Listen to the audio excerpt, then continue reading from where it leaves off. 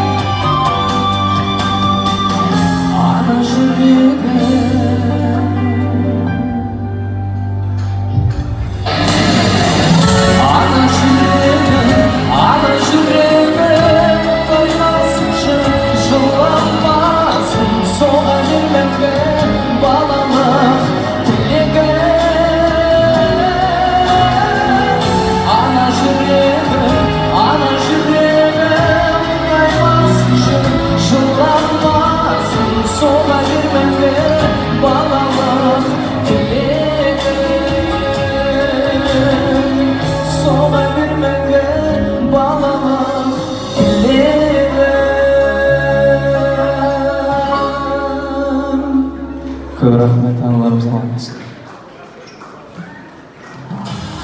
Рахмет. Не деген қошемет, Құдай ал. Не деген